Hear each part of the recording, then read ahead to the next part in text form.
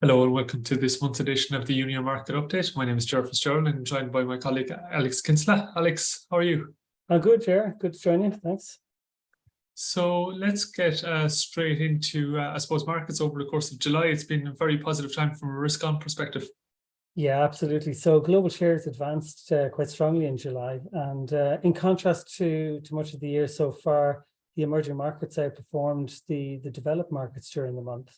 And then in addition to that, smaller companies also performed really well. So the gains during the month were supported very much by lower inflation in several of the developed markets, including the US. And then on a regional perspective, there was some other interesting points as well, like the Japanese market that started the month. The Nikkei hit a 33-year high again. It fell away a little bit after that from profit taking, but again, there's some really positive moves in markets in general. So other aspects that would have impacted performance, so in currencies, the US dollar was a bit weaker than the G10 peers, and that's despite that positive news on US growth, which boosted risk sentiment in general, and that in turn benefited higher yielding and commodity-related currencies.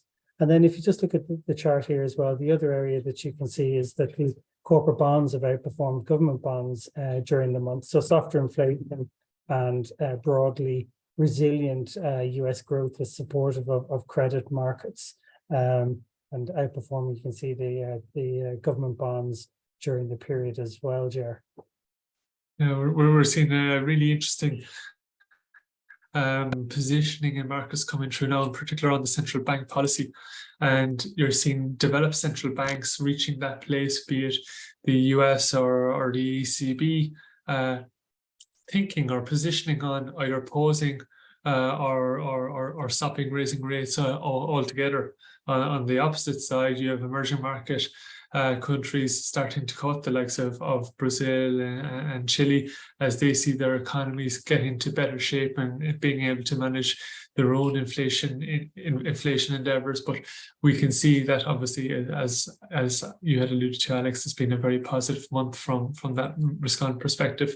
Looking at actual government bonds in a little bit more detail, what we've illustrated here is 5-year government bonds and the yield on German, US and Italian yields.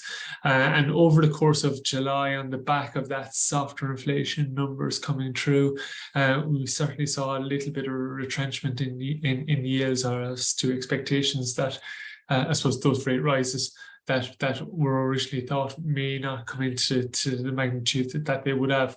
If we look at the chart, however, we can see one slight outlier in the US over the course of the month, and on the back of its downgrading by Fitch, we can see a little bit of a spread or widening in the gap between the US and its Italian and German peers. All in all, really, I suppose, a positive news story from a fixed income perspective, with, I suppose, where inflation is going to. And this leads us on to the month ahead and where we look at central bank policy going. The expectation now being that the US and the ECB are going to pause, but already markets are starting to race ahead of themselves a little bit and say, ask the question, have we got control of inflation? And ultimately, when is the next rate cut actually going to come through? So we'll be interested to see over the course of the next month how that evolves.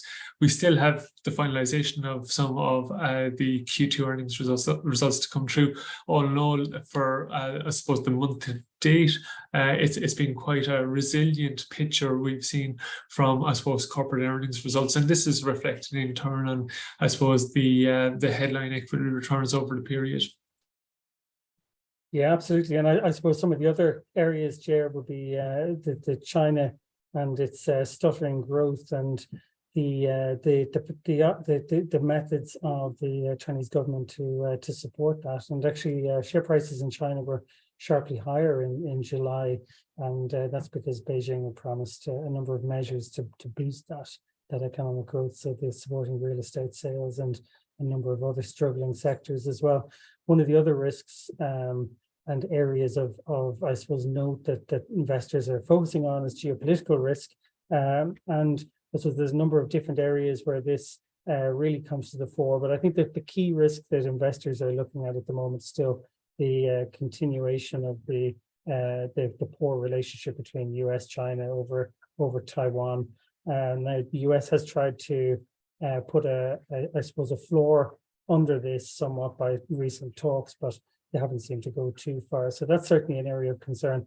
And then in addition to that, we've obviously got the concern that investors have over the potential for any conflict between NATO and Russia in Ukraine. So again, there's a number of areas of concern. And there's just been a little pickup recently over the last month or two with regards to geopolitical risk. And then finally, inflation. So inflation is really going to be the key driving force. So while we've had good data over the last month in July, the market's going to be very hopeful that we see a continuation of that, and that's really going to be a driving force for markets throughout the remainder of the year. So at that moment in time, we'll draw this to a close. Thank you very much for your time listening in this month, and we'll speak to you all again next month. Thank you very much. Thanks, Alex. Thank you.